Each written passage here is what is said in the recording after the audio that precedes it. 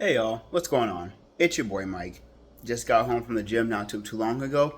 It was a good workout. I was feeling a little tired just in general, but it was a good workout. So this is kind of like a part two of yesterday's video of if you're like how old you have to be to work out.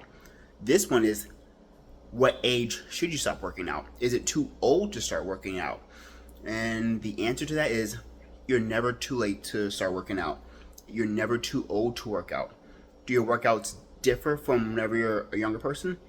They can, yes, but you're never too old to work out. Actually, it's better that even if you are older, still work out. Again, it's gonna look a little bit different, but keep working out, keep moving. Now, depending on what kind of ailments you have, we'll kind of like have to alter the different types of workouts that you do, and sometimes we have to make them look more like what we'll call activities of daily living or ADLs. Typically, with physical therapy, but more so occupational therapy, they are really focused on what we call activities of daily living. So, hey, I have to stand up from the couch. I have to brush my teeth, wash my face. I have to reach into a high cabinet to grab something. I have to, learn how to put a shirt on. Or, they'll do things like that. And sometimes they'll have to show you different ways to adapt those activities of daily living so you can continue to be as independent as you can. But after we're starting to adapt those activities of daily living, work in your strength realm and then keep progressing your strength realm so we can get back to that higher level of independence if you can. Because again, our goal, whether it's with the rehab goal or just with fitness, is to be as active as you can for as long as you can. There's a story I heard about not too long ago, probably about 2 years ago. There's this lady that her and her sister, they wanted to they noticed that their health was really declining in a really quick session. They were probably in their late 50s if I'm not mistaken.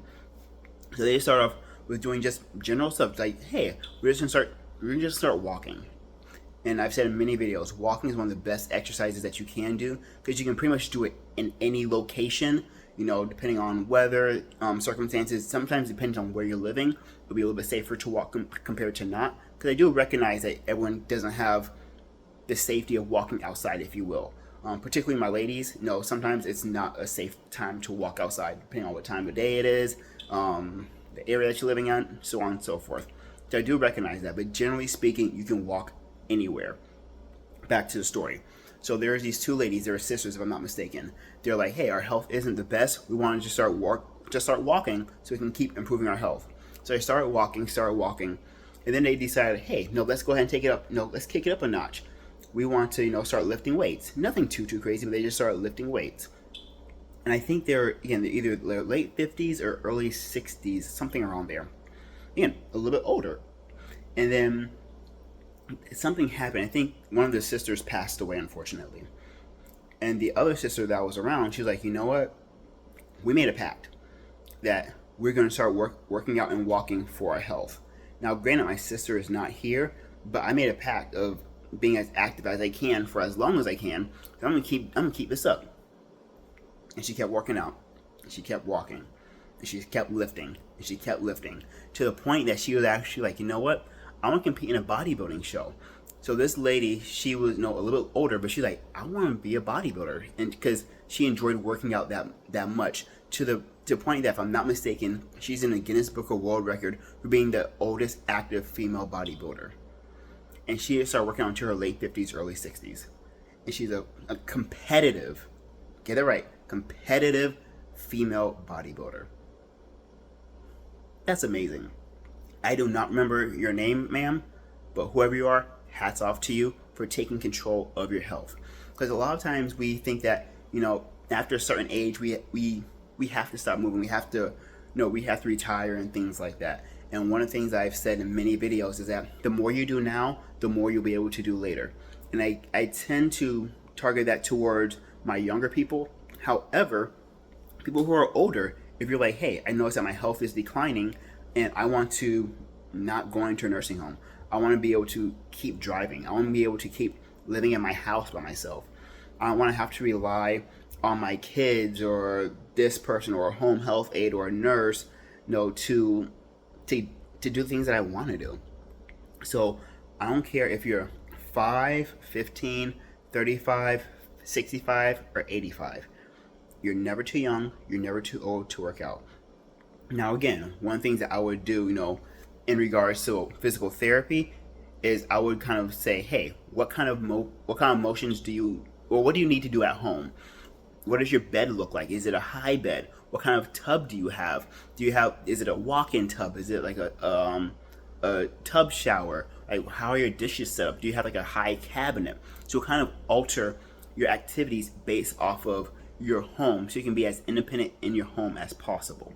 And after we kind of make sure that you're as independent in your home as possible, like, okay, let's go ahead and step it up a notch. Let's go ahead and start to add some weights. Let's go ahead and make sure that you're safe. No, that you can do the things in your home. It's like, okay, I can reach up into my cabinet. You just have that range of motion. However, let's go ahead and reach into that cabinet, and we're gonna hold a cup. Just hold it, 5, 10, 15 seconds to work on the endurance of the muscles that you need to do the activity that you're doing. Does that make sense? So we start we can start very, very basic. We meet you where you're at, no matter what your age, no matter what your experience level, no matter your health status. We meet you where you're at, and then we progress from there. So let's say if you're like, hey, I don't have any ailments, I'm just a little bit weaker, and I want to just take control of my health. Okay, perfect. Let's go ahead and take control of your health. Let's go ahead and hey, we're just gonna walk. We're gonna see what your endurance is like. Whether it's walking flat, whether it's walking on an incline on a treadmill, whether it's stair climber, whether it's a rower. We're gonna teach you how to do those things. We're gonna teach you how to deadlift. We can teach you how to squat. We can teach you how to bench press. So all the exercises that we can teach a younger person, we can teach an older person. Is it going to take a little bit longer to build up the strength to progress? It may, but you can still build a lot of muscle and a lot of strength even in your older age. I'm not going to say that you're going to look like the ancient 85-year-old person who's like hunched over to a spring chicken that you're like, oh no, perky and everything like that. I'm not saying that. However, I am saying that you can go from your back is hunched over and you can barely walk 200 feet to that, hey, you can walk up 3 flights of stairs. You can go ahead and squat down. You can go ahead and do the things that you want. You can actually show up and show out and do the things that you want to do with freedom. And that's the most important aspect of fitness, particularly for my older population, is freedom. Freedom of movement, freedom of pain, freedom of the stress, freedom of fear. Because a lot of times, my older population, they have a lot of fear in regards to certain emotions because they hurt. They lived a long life with whatever kind of stress that they've had, whether it's physical stress, mental stress, emotional stress.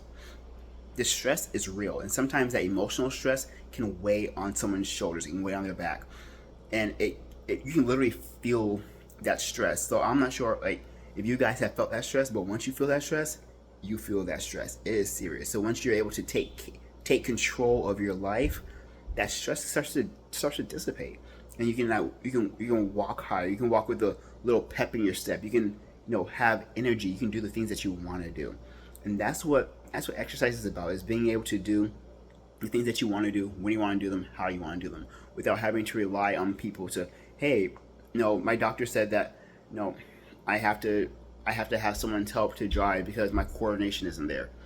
We can help with that with physical therapy. We can help with that, with a personal trainer or an athletic trainer.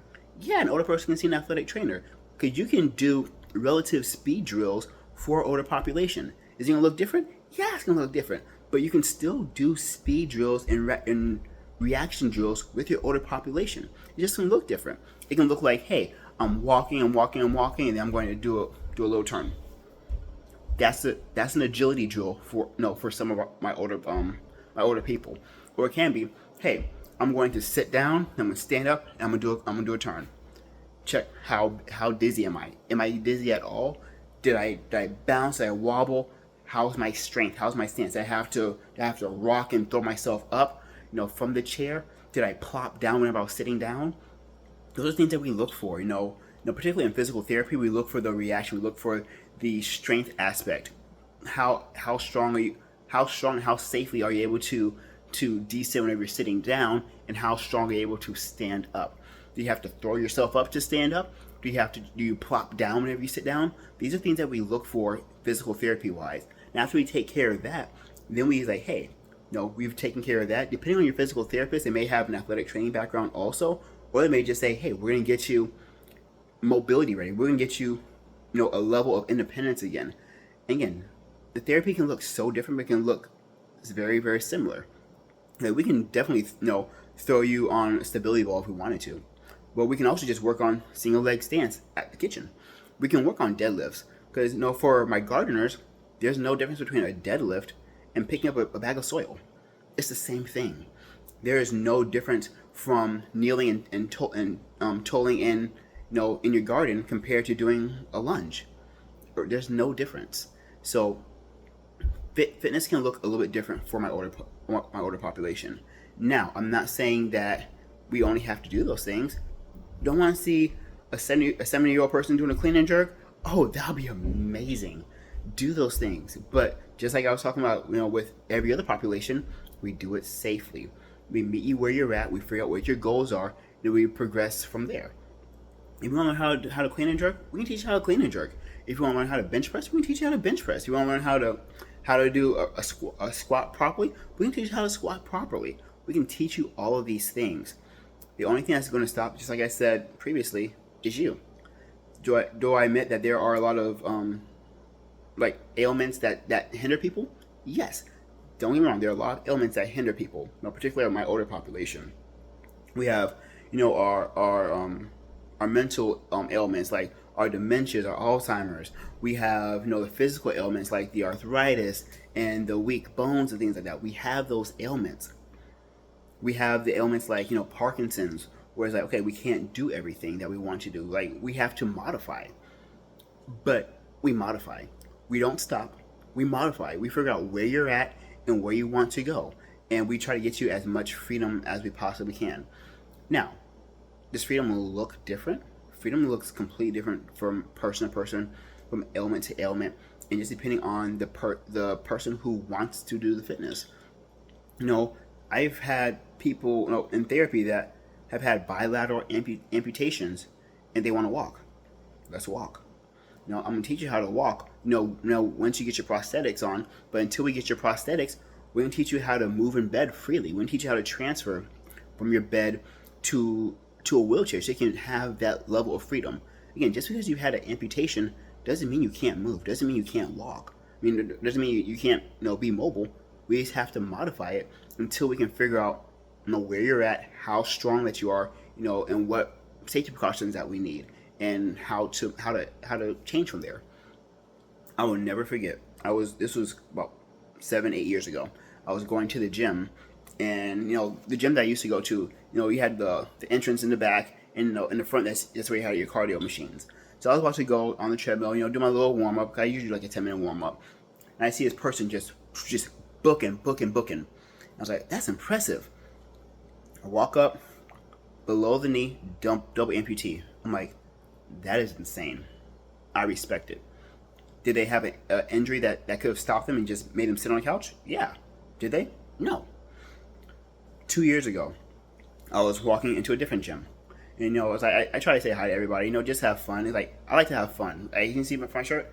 I like to have fun. You have to have fun in life. You have to have fun in the gym.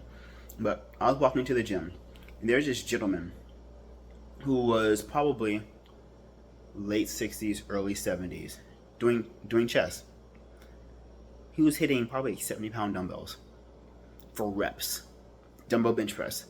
I was like, that's where it's at. That's what you're supposed to be doing. I'm not saying that everyone's gonna be hitting 70-pound dumbbells, because the man's been working out for a while. But did he let his age stop him? No. He's like, why let a number stop me? Just because I'm a certain age, if I can move, I'm going to move, because I want to have that level of freedom that I can do what I want, when I want, how I want to do it. I want to be able to drive when I'm 90. I want to be able to play with my grandkids, when I'm 72. And that's the thing. It doesn't matter how old you are. We just have to figure out what your goals are, and we go from there. You can always modify your goals. You can always improve your goals. Just like we do with anything. We track your progress, and we keep advancing you and your progress until you can get to where you want to get to. So yes, my older population, they can work out. It's actually recommended that my older population works out. Because like I said in one of the other videos, As you get older, your bones start to become a little bit more porous. They're not as strong, they're not as stable. So that's why our older population, whenever they fall, it's a lot more dramatic and traumatic because their bones aren't as strong, their muscles aren't as strong. So when they fall, they can break a hip, they can break a knee, they can break all sorts of things that they can break. Because their bones aren't as dense, they're not as strong, they're not as stable. Their muscles aren't as strong or as stable, and they're not as lax. Their tendons aren't as lax as they need to be. So whenever you're adding weight training, there's a law in physical therapy. It's called Wolff's Law. So like whenever you add stress to a bone, whenever you add stress to a joint, you're actually improving the density of it, and you're actually making it stronger so it can handle more load and more tension, with more weight. Now, am I saying jump from just a barbell, it's a bar squat with a 45-pound bar to a 300-pound squat? No, we work up to that. However, weight bearing and weight loading on joints is healthy for your bones. It's healthy for your bones. It's healthy for your joints. It's healthy for your muscles. Because one of the things that also happens is as you're lifting weights, like I said in so many other videos, as you're lifting weights, you're releasing testosterone. So it can actually help improve your muscle strength and your muscle stability and your muscle quality. And as we're getting older, our hormones definitely change. We're not producing as much testosterone, so we don't have as much get up and go. We don't have as much strength. We don't have as much vitality, if you will. Again, as you notice, people, as they get older, sometimes they just get tired. They just get tired. There's not as much oomph as they used to have. That's because your hormones change as you get older. However, whenever you start lifting weights, you actually start to release that extra testosterone. You actually start to produce a little bit more, so you can, have a little bit more oomph. You can have a little bit more strength. And the funny thing also is that a lot of my older population, as they get older, they start to eat a little bit less and less and less because they're not getting those hunger cues. But also, some people are afraid. They're afraid that they'll fall. They're afraid that they don't have the energy or the strength to go in the kitchen and to cook. That's a real thing. Now, I'm saying that's for everybody? No, everyone has their different reasons why they stop doing certain things, why they stop cooking, why they start exercising. But whenever you start exercising, you start getting those hunger cues back, so it makes you want to eat more. Am I saying you can go from 1,200 calories to 3,000 calories a day? No, I'm not saying that at all. That's a lot. That's a big change. But as you start exercising, your body is going to start to talk to you a lot more. You'll be able to understand what it's saying a lot easier because you're getting that connection with your body again. When you start to exercise, your body is going to be like, hey, give me food, give me food, give me protein, give me carbs, give me fat. We need carbs, we need fat, we need protein. We need protein to help build our muscles. We need certain types of fats to actually help, with our hormone production, because that's a whole nother story. Carbs is a big source of energy. Sugar, carbs can convert to sugar. That's another source of energy. We can talk about that a little bit later on. But as you start to move, as you start to exercise, your body starts to talk to you, and it'll say, hey, I need more food. I just need more calories. Because we need calories is how we move. That's our energy source. We need calories. We need protein to build these muscles so we can continue on with the demand that you're placing on us. And that demand is a good thing, but we need more building blocks. Again, I like to talk about our body as a building. We're building a building. Literally, our body is a building, and food, water, nourishment, those are our building blocks. You can't build a 2-story house with 5 cinder blocks. It's not going to happen. Just like you can't build up your body, your building, with eating 20 grams of protein a day, or barely meeting your basic macronutrients. You need to add more. And as you're starting to build your building, you can say, hey, my building is getting bigger. I need more supplies. I need more plaster. I need more putty. I need more clay. I need more people. As you're building your body, your body's going to say, hey, I need these implements. I need these supplements so I can build my body stronger and more and safer. I need my protein so I can build these muscles. I need my carbs so I have energy. I need my fats so I can make sure that I'm actually producing the hormones that I need so my body can regulate itself and be as optimal as it possibly can. And again, am I saying gorge yourself? No. But pay attention to what your body is saying. And as you're adding these different things, as you're adding the calories, You know, some people, you know, some people, some of my older population are underweight, again, because they're not eating as enough. Some of my population are overweight because they may be eating enough, but sometimes the calorie types are not the correct type for them. Like they may just be eating calories, but not quality calories. I'm not saying that you have to not eat anything. Like, am I saying you have to like sacrifice these different things for ease? Like, no. Figure out what works the best for you. But again, the more you exercise, the more your body starts to talk to you. The more it's like, hey, I need food, I need nourishment, I need water, I need sleep. Start to listen to what your body is saying, so you can implement the different needs that your body needs. So you can do the things that you want to do as long as you can. And as you're giving your body what it needs, you're able to have a lot more freedom. You're able to have a lot more energy. And you can do the things that you want to do with less stress and less fear, if you will. Because again, the fear is real. No, I've seen people, fall and break their hip, fall and get a concussion, fall, bump their head, have a big goose egg on their head. I've seen it. I've seen, the black eyes from the falls, and it's gnarly. It's scary, and particularly for for my older population, it's scary because you don't know how strong the body is. So, my older population, whether you consider yourself older or not. Some people say I'm old at 55. Some people are like, hey, I'm a spring chicken at 70. My older population, this video is for you. I don't care if you're 55, 65, 75, 85, 95, 105. If you want to work out, you can work out. You can build strength. You can build endurance. You can build stability. You can build mobility. You can build flexibility. You can build all these things. And don't let your age make you say, oh, I can't do these things because I'm too old. You're never too old to work out. Do we have to modify the workouts? Yes, we may have to modify the workouts depending on where you're at. We may have to start you from a lower level and just build you up. Because again, you're not 30 anymore. So we have to recognize that. You're not 30 anymore. You're not 15 anymore, at the top of life, and that you have all the strength in the world. We have to recognize that you're not 15 anymore. But just because you're not 15 doesn't mean you can't build serious strength. The only thing that's going to stop you is you. So again, just quick recap. Is someone too old to work out? Is there an age that you need to stop working out? No. There's no age that you need to stop working out. You're never too old to start working out. And particularly my older population, you need to work out. You need to build that strength. You need to build that stability and that endurance for your joints, for your bones, for your muscles, so you can do what you want for as long as you want. The more we do now, the more we'll be able to do later. That's pretty much the message of why I do this. Because we see some people just stop moving because they hit a certain age. We see some people stop doing things like, oh, this is a young people's game. This is a young people's sport. I'm too old to do this. I'm too old to do that.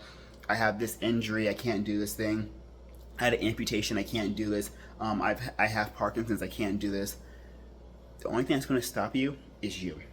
Are there limitations? Yes. Are there adaptations that we need to make? Yes. But don't stop yourself. We figure out how we need to adapt, and we keep going so we can get you as close to your goal as we possibly can. All right? So again, if there's any other questions, comments, concerns, drop it down in a comment. Like, subscribe, all that fun stuff. And I'll catch you all in the next video. Later.